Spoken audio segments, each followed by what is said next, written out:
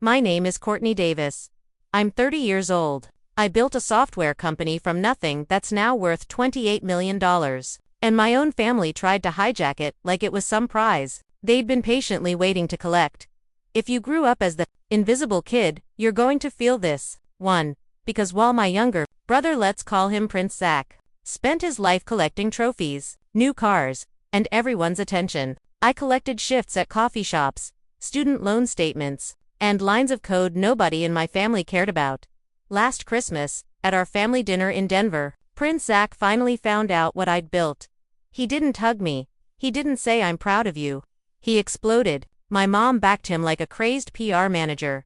My cousins piled on from the sidelines. My dad sat there like a decorative plant. And what started as a simple Christmas dinner turned into a full-blown war over my money, my name, and my future. And when I didn't hand him what he wanted, he and my mom used my name in fake contracts, forged my signature, and pitched investors on a real estate scam using my reputation as collateral. They thought I would fold. They forgot I built a multi-million-dollar company in the dark, while they weren't even paying attention. Stick around, because this is how I went from the plain one to the one who blew up their entire scheme and walked away. Before I get into it, if you like real, messy family stories, with betrayal, karmic justice, and people finally standing up for themselves, do me a quick favor, hit that subscribe button, turn on notifications, and drop a comment if you've ever been the forgotten kid who surprised everyone. Okay. Let's rewind, because this mess started way before Christmas. I grew up in Denver, Colorado, snowy winters, red brick houses, Broncos flags on porches. From the outside, we looked like a normal middle-class family. Inside our house, there was a very clear story. My mom, Catherine, was the director of the Zachary fan club. My dad, William, was the quiet background character. My younger brother Zach was the star of the show. And me, I was the extra, the plain one. No one ever said Prince Zach out loud, obviously, but that's who he was. The golden boy, the future, the one whose existence made my mom glow. I'll never forget the day he got his first car. I was 16 when I got my driver's license. I'd been eyeing this beat-up used Honda Civic in a lot down the street. Faded paint, weird stains on the seats. But the engine was solid, and I'd done the math. If I kept my coffee shop job and saved like crazy, I might snag it before college. Then, a few months later, Zach turned 16. I woke up to the sound of my mom screaming like horror movie screaming. I thought someone had died. I ran to the window and saw it. A brand new metallic blue car in the driveway with a giant red bow. Zach came out in pajama pants, rubbing his eyes, and Mom filmed him like it was some surprise proposal. "That's my boy," she shrieked. "You deserve this. You've worked so hard." Worked hard at what? Breathing. I stood in the hallway in my threadbare t-shirt, clutching my backpack, realizing that the Honda I'd been dreaming about, I was on my own. At dinner that night, Mom couldn't stop talking about him. "He's so responsible, William," she said to my dad. "We can trust him with a car. He's going places." She turned to me. "You don't need a car, Courtney," she said. "You're at that little coffee shop all the time. You're fine." That little coffee shop was the only reason I had a shot at college. But okay, Dad just nodded. As usual, like his emotions were locked in a basement somewhere. There was always some label for me. The quiet one, the plain one, the practical one. My cousin Erica loved to stir the pot. At family gatherings, she'd lean over to my mom in the kitchen, loud enough for me to hear. "At least Zach's going to do something big," she'd say. "He just has that energy, you know?" Mom would nod and smile like she'd personally handcrafted him in a lab. I could have told them I'd solved climate change. And Mom would have said, "That's nice, honey. Did you hear Zach might be captain of the team?" By high school, I'd gotten used to being ignored, but I hadn't gotten used to being underestimated. College was my way out. Not out of Denver, but out of feeling like I needed their permission to exist. I got into a state school because it's what I could afford. No fancy private school tours. No gap year in Europe. No "we'll cover it, sweetie" from my parents. Mom's exact words when I told her about my acceptance. "Well, at least it's something," she said. Then immediately pivoted. "Zach is thinking about business school already. We need to start planning." I worked extra shifts at the coffee shop to cover textbooks. I moved into a tiny dorm with squeaky bunk beds and a roommate who'd never used a microwave before. And I met Kristen. We sat near each other in Intro to Programming. She always had a highlighter stuck in her hair and asked the questions I was too shy to ask. One day, after class, she turned to me and said, "You get this stuff way faster than I do. Want to study together? I'll trade you contract law rants for debugging help." That's how it started, late nights in the computer lab, her explaining legal frameworks while I explained loops and functions. We became each other's person. She was the first person, outside of a grader, who ever looked at my code and said, "This is really good." Meanwhile, my family's updates sounded like, "Zach's thinking of starting his own business one day. Zach's very entrepreneurial. Zach's teacher says he has leadership potential." Leadership potential. Because he once convinced my parents to let him skip a family reunion and go snowboarding. Cool. After college, I landed a job at a small tech firm in Denver. Nothing glamorous. Just building internal tools for local businesses. Mom visited the office once. She stood in the lobby, looking around like she'd accidentally walked into a broom closet. "This is it?" she asked. "Yep," I said. "This is where the magic happens." She laughed like I'd made a joke. "Well, as long as you're happy. Zach's thinking about a real estate project. Now that will be something." That was always the vibe. Whatever I was doing was a placeholder. Zach was the real future. So when I started working on my own software idea at night, an automation platform for small businesses, I didn't tell them. Not because I wanted to hide it, because they didn't ask. Why share something with people who don't even see you? I'd come home from work, microwave leftovers, and open my laptop, night after night, tiny feature after tiny feature. One evening, Kristen FaceTimed me. "You look like a raccoon," she said. "Have you slept?" "I fixed the deployment bug," I said. "The whole thing actually runs now." She grinned. "You know this doesn't look like a hobby anymore, right?" I shrugged. "Tell that to my mother." "You will," she said, "one day, and she's going to choke on her casserole." I didn't believe her. Not really. It didn't happen overnight. First, my little side project turned into something a client wanted to use, then to clients. Then 5. Kristen helped me file all the paperwork, LLC, contracts, IP protections. She'd come over with her laptop and a bottle of cheap wine, and we'd sit on my floor surrounded by pizza boxes and legal documents. "Don't undersell yourself," she'd say, pointing at clauses. "You built this. Make sure they pay like you did." Eventually, my boss at the tech firm pulled me into his office. "I hear you've got your own product," he said. I braced myself. Instead of firing me, he said, "I want in." We negotiated. He became a client. I left the company on okay terms, and my software company became my full-time job. There were rough months. Months where I stared at my bank account and thought, I am an idiot. Months where a single bug almost cost me a major client. But slowly, steadily, things turned around. Then they took off. When an investor approached us about scaling, Kristen was there in every meeting. She'd lean over and whisper, "Remember? They need you more than you need them." Right before I pitched, and somehow we closed those deals. When the valuation email came in, I thought it was a mistake. I refreshed the page 3 times before it sank in. My company, my little computer stuff, was worth $28 million.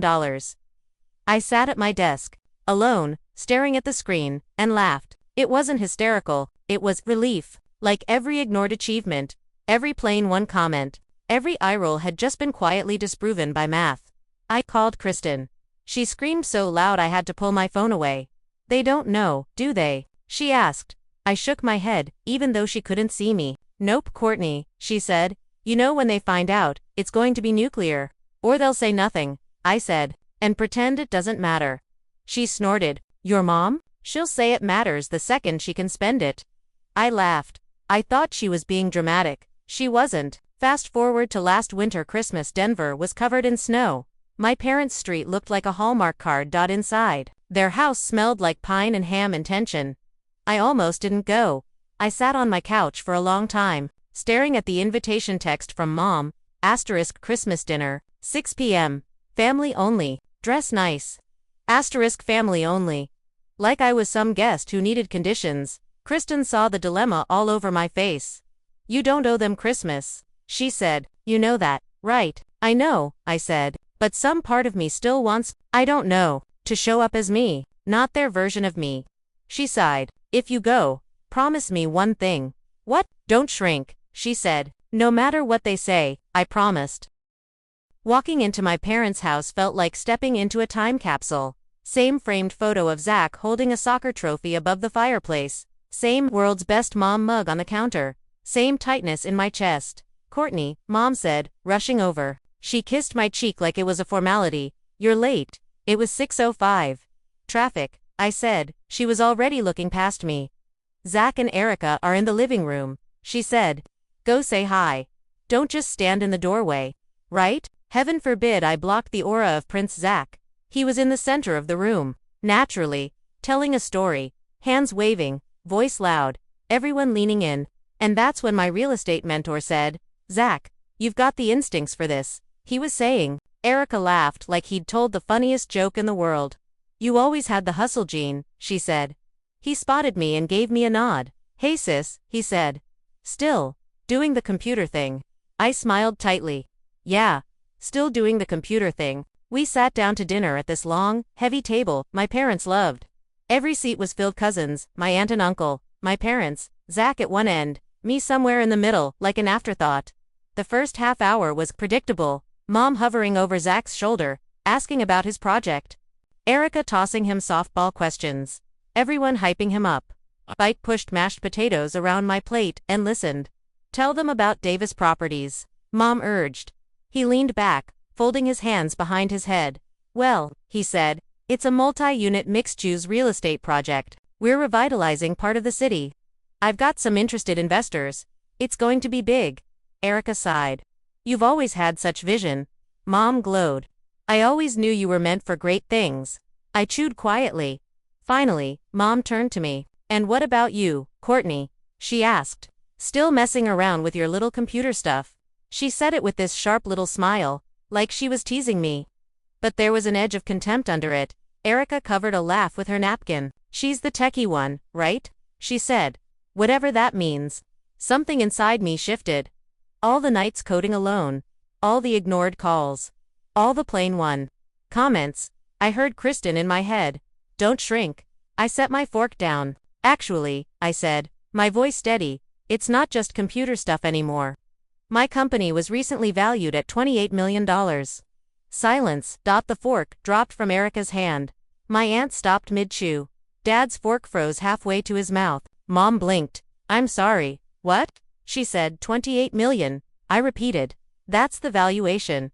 I wasn't bragging. I was just stating a fact, claiming my own life in the house where no one ever asked.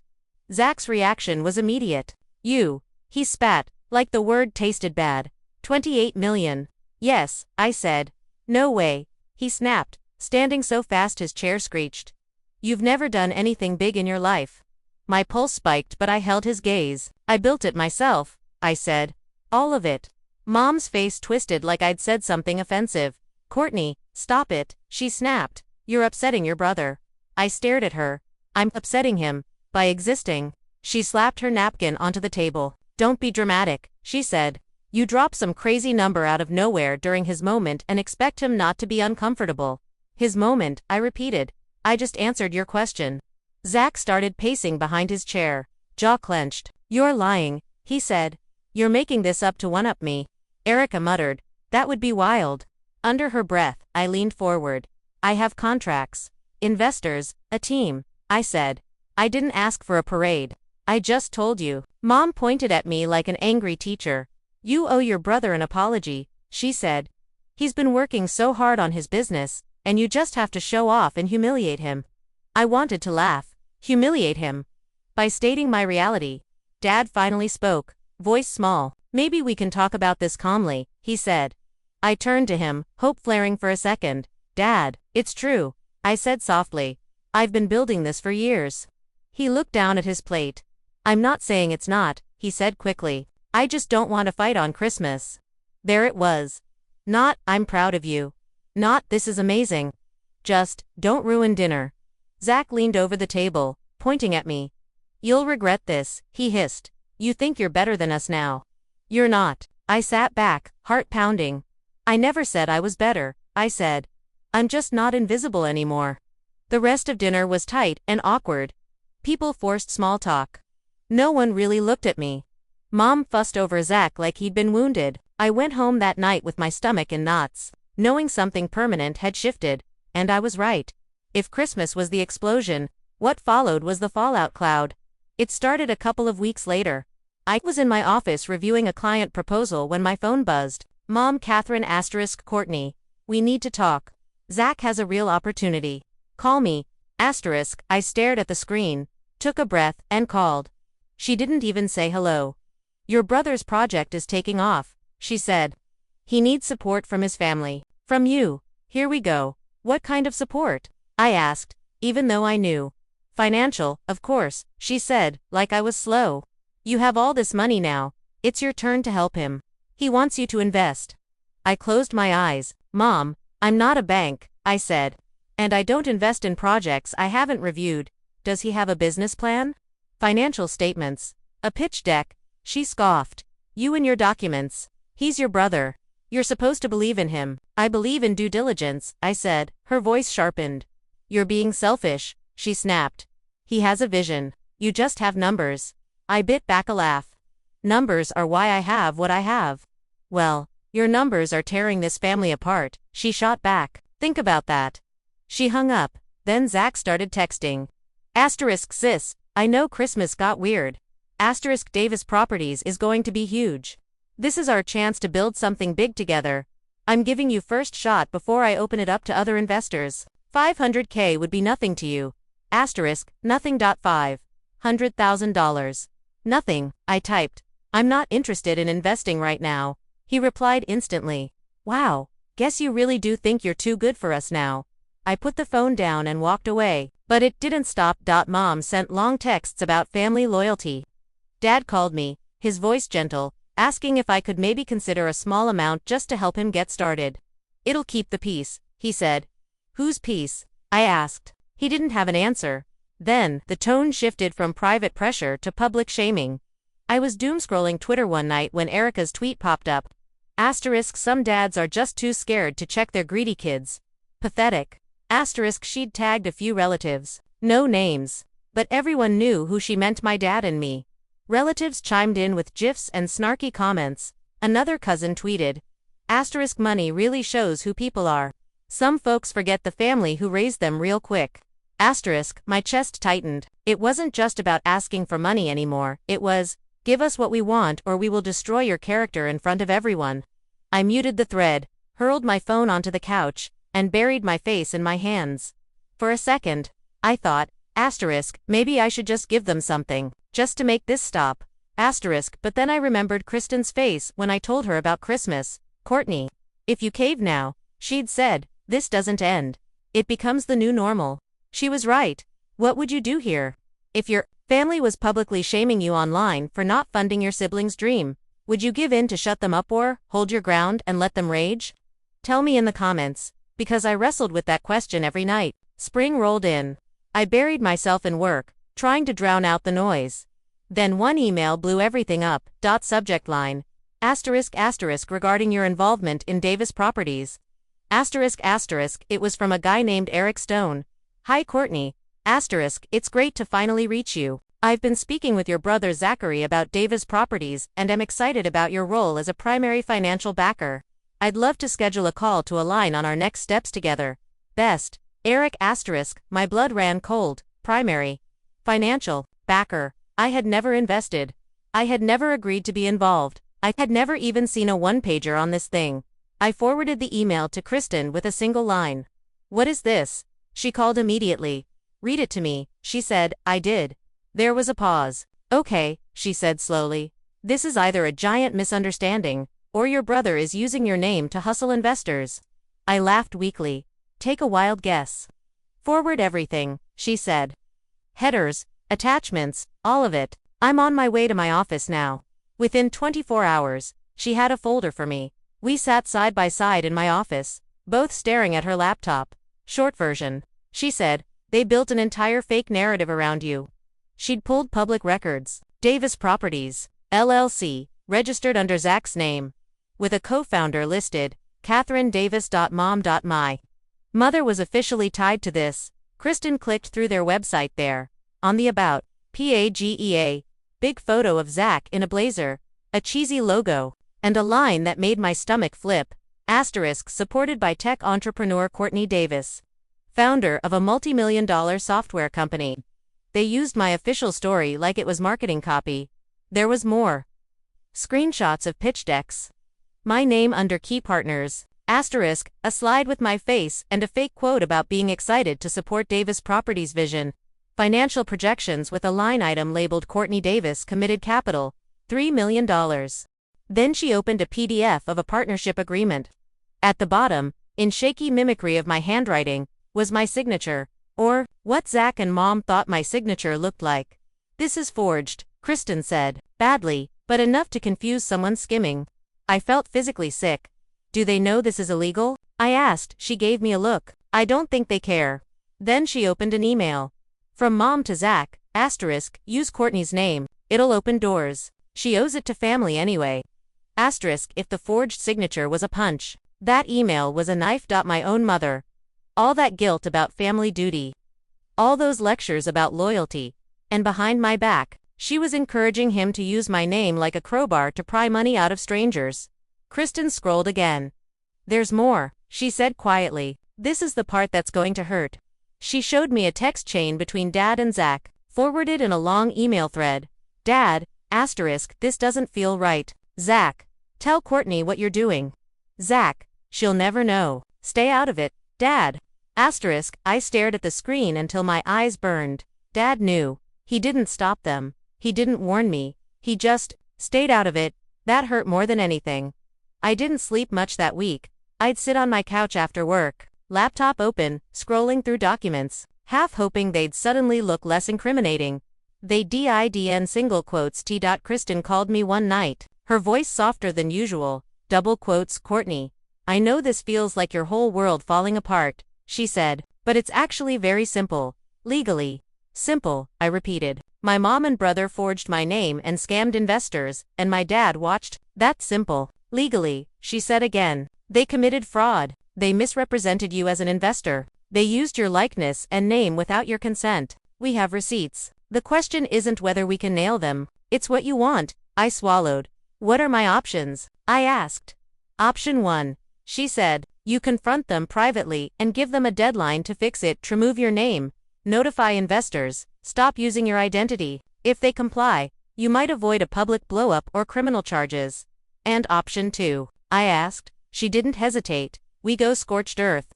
There was a long silence. I know what you're thinking, she said. You're thinking, they're still my family, but let me ask you something. Have they acted like family to you? I didn't answer. I didn't have to. She knew. What would you have done? Met them quietly and hoped they'd suddenly grow a conscience? Or dragged everything into the light so they couldn't twist the story? Let me know, because that decision weighed on me more than anything I'd ever done at my company. In the end, I chose a middle path. Confront them first, but be ready to go nuclear. I wasn't going to be their silent victim. Not anymore. I called Mom. Courtney, she said, you ready to be reasonable about helping your brother? No, I said. I'm ready to come over. Tonight, you, Zach, and Dad need to be there. This can't wait. Her tone shifted immediately. What is this about? She demanded. You'll see, I said. 6 o'clock. I hung up before she could push further.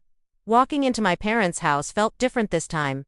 Heavier. Zach was sprawled on the couch in socks, phone in hand, acting casual. Mom sat stiffly in her armchair, lips pressed tight. Dad hovered near the window, hands in his pockets, avoiding everyone's eyes. What's this about? Zach asked, pushing himself upright, smirk already forming like this was a game. I pulled a thick folder out of my bag and set it on the coffee table. This, I said. He flipped it open, saw his own emails printed out, and the color drained from his face. What is this? He muttered. Your mess, I said calmly. And Mom's. And Dad's silence. Mom lunged forward. Where did you get that? She snapped. From the people you tried to scam, I said. From Eric Stone's legal team. From Kristen, but that's not the point. The point is, you've been using my name, my success to lure investors. I flipped to a page and read aloud, backed by tech entrepreneur Courtney Davis, valued at $28 million. I dropped it on the table. I never agreed to this, I said. I never signed these contracts. This is fraud. Zach tried to regroup. It's just marketing, he said, laughing weakly. You are successful. We just included that. It makes investors feel safer. By lying to them. I asked. Mom jumped in. We weren't lying, she snapped. We always knew you'd come around. You're his sister. Of course you'd support him. So you decided to tell people I already had, I said, without telling me. She glared. You're making a scene over nothing, she said. No one's hurt. Why are you trying to destroy your brother's future? I leaned forward, heartbeat steady now. I'm not destroying anything, I said. I'm protecting what I built. You used my name. You forged my signature. That's illegal. Zach slammed his hand on the table. We're family, he shouted. You're rich. What does it matter if we said you'd invested? You were supposed to. There it was. The entitlement. Out loud. It matters because my name means something, I said. Because I didn't break the law to get where I am. Because I worked for myself when no one in this house cared. Dad finally spoke. Courtney, can't we just work this out quietly? He said. We don't need lawyers. I turned to him. You saw that text, I said. You told Zach it didn't feel right. You knew, and you didn't tell me. He stared at the floor. I didn't want to make things worse, he said. Worse for who? I asked. For me, or for Zach? He didn't answer. I took a deep breath. Here's what's going to happen, I said, voice low but unshaking. You're going to remove my name and face from every single piece of marketing. You're going to contact every investor you've approached and tell them I was never involved. You're going to stop using my reputation as a prop. And you're going to do it fast. Zach scoffed. And if we don't? He asked. I met his eyes. Then Kristen and Eric's legal teams will do it for you, I said. In court, I have everything I need. You will not drag me into your fraud. Mom's jaw dropped. You would sue your own brother, she whispered, horrified. You forged your own daughter's name, I shot back. You tell me who crossed the line. Silence settled over the room. Zach grabbed the papers, flipping through desperately. You're trying to ruin me, he muttered. You're jealous, I finally have something big. I almost laughed. I'm not jealous, I said. I'm exhausted. I stood, grabbing my bag. I'm done asking you to treat me like a person, I said. This is your one chance to fix it. If you don't, you'll have to explain yourself to far more people than me. I walked out. My hands shook the whole drive home. But under the adrenaline, I felt something else: relief. For once, I hadn't shrunk. The universe doesn't always move fast. Sometimes karma takes its time. Not this time. Within a couple of weeks, things began to unravel publicly. Eric pulled his investment. He also quietly reached out to other potential investors in the city, warning them. Then someone on a local business forum posted, anyone else get pitched by Davis Properties. They claimed a big tech founder was backing them, but something felt off. Comments poured in. Yeah, they mentioned a multimillionaire sister but wouldn't let her join calls. He tried to use her name to rush me into signing. Red flag. Glad I passed. Words spread. Banks started asking questions. Accounts were reviewed. Promises Zach had made on behalf of my support crumbled. Kristen called me one afternoon. You might see some headlines soon, she said. She wasn't wrong.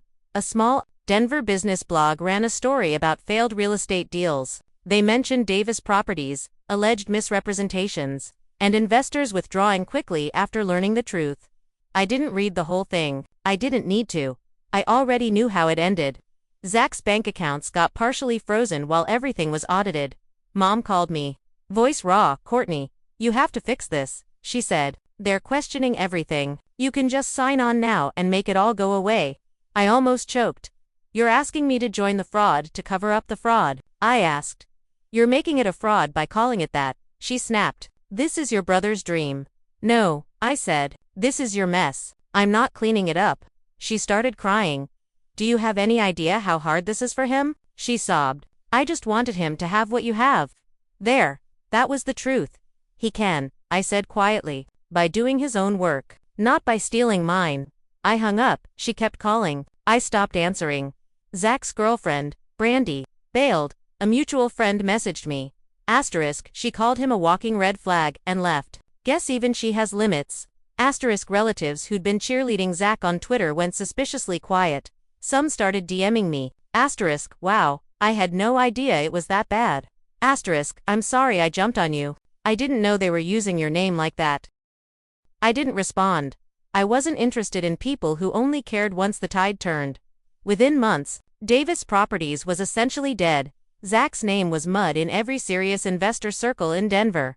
He tried to pivot, to pitch new ventures, but nobody trusted him. He'd used my reputation as a shortcut. When the shortcut closed, all he had left was his own record. It wasn't pretty. Once the dust settled, the calls shifted from aggressive to desperate. Mom left voicemails, voice hoarse from crying. "Courtney, we're still a family," she said. "Can't we move past this? Your brother is broken. Is that what you wanted?" I didn't answer. Dad left a voicemail too. "Courtney," he said, sounding exhausted. "I should have stopped it. I'm sorry. I didn't know how." I listened. I believed he regretted it, but regret doesn't undo silence. Their actions, and their inaction, had consequences. Just for Zach. For us. I realized something. Every time I'd forgiven them in the past, I'd done it by shrinking myself, by letting things slide that shouldn't have slid, by making myself smaller so they wouldn't have to be uncomfortable. I wasn't doing that anymore. I sat on my couch one night, phone in hand, and blocked them. Mom, Zach, Dad. After a long pause, it physically hurt, like cutting off a damaged limb that was still attached by a few threads. But the moment it was done, a strange calm washed over me. My phone, for the first time in months, was quiet. No guilt texts, no drama, no subtweets creeping into my mentions. Just silence. With the noise gone, I poured myself into what I'd built. My company was on the verge of launching a major new product. We were hiring. My team was buzzing with energy. These were people who valued me for what I did, not what I could give them for free. We pulled a couple of late nights prepping for a launch. One evening, my lead developer stuck his head into my office. "You ever going to go home?" he joked. I looked up from my screen. "Probably not," I laughed. He came in holding a cupcake. It had 28M written on it in frosting. "From the team," he said. "We never got to celebrate properly, for the valuation, and for everything you've led us through." My eyes stung. "Thank you," I said, and I meant it more than they knew. We launched the product. It did well. We signed new clients. We moved into a bigger office. I bought a new apartment downtown. Wide windows, city lights, a view that felt like a quiet flex. Kristen came over the first week. She looked around my living room, whistled, and said, "This is what happens when the plain one gets left alone with her laptops." We sat on my couch with takeout containers, looking out at Denver's skyline. "You okay?" she asked. I knew she wasn't just talking about the move. "Yeah," I said slowly. "Not happy about everything that happened, but I'm clear." "Clear about what?" she asked. "That their version of family and mine are not the same thing," I said, "and that's okay." She clinked her chopsticks against mine like a toast. "To your version," she said. "So, here's the thing. This story isn't just about money. It's not even just about fraud. It's about what happens when a family decides one person is the sun, and everyone else is just orbiting." When they finally noticed my light, it wasn't to celebrate it, it was to try to harness it, claim it, control it. Here's what I've learned, and if you're still listening, I'm saying this directly to you. Loyalty doesn't mean sacrificing yourself at the altar of someone else's entitlement. If your family uses Weir blood as a shortcut to your bank account, your time, your energy, that's not loyalty, that's emotional blackmail. You are allowed to say no, even if they cry, even if they rage, even if the whole family flips the narrative and calls you selfish. I grew up thinking boundaries were rude. Don't make a fuss. Don't embarrass the family. Don't upset your brother. That thinking is exactly why it went as far as it did. Now I know, boundaries are not walls to keep love out. They're fences to keep abuse from getting in. Blocking my family wasn't revenge, it was self-respect. No one was there when I was coding at 2 a.m. No one brought me soup when I got sick preparing for a launch. No one paid my tuition. No one hyped up my wins at the dinner table. So when the payoff finally came, it blew my mind how quickly they acted like it had been a joint project. If you've built something, a business, a career, a stable life, protect it, get contracts, keep receipts, have allies like Kristen. Don't let guilt override common sense. Because people who feel entitled to what's yours will twist every tool they can. Guilt, public shaming. Fake narratives about you forgetting where you came from. You didn't forget. You just stopped letting them write your story. Here's the beautiful part. I didn't have to fabricate anything to get back at them. I didn't have to smear Zach. I didn't have to invent fake stories. All I had to do was tell the truth to the right people. Once the truth was Out about the forged signatures, the fake contracts, the misrepresentation, everything else took care of itself. Investors pulled out. Reputation tanked. Girlfriend left. Relatives distanced themselves. He set the trap. He walked into it. I just refuse to be dragged down with him. If you're dealing with something similar, family trying to control your money, your time, your life, hear this from someone who's been in it. You are not a bad person for setting boundaries. You are not ungrateful for protecting what you've earned. Asterisk, you are not obligated to enable someone else's irresponsibility, no matter how they're related to you. Asterisk, family is supposed to be a place of safety, not a hostile takeover. If they choose manipulation over respect, that's on them. You get to choose your response. I chose to walk away, and I'm still here. My company is still thriving. My life is quieter, smaller in some ways, but more honest. I stopped trying to be seen by people who refuse to look. Now, I spend my energy on people who see me clearly and still choose me. If you made it this far, thanks for listening to my story. Tell me in the comments. Have you ever had a golden child in your family? Did you ever have to draw a hard line financially or emotionally? What would you have done if you were in my shoes? Don't forget to like, subscribe, and hit that bell so you don't miss the next story. I've got plenty more where this came from about money, family, and learning the hard way that sometimes the healthiest thing you can do is stop setting yourself on fire to keep other people warm. I'm Courtney. I was the invisible one. Not anymore.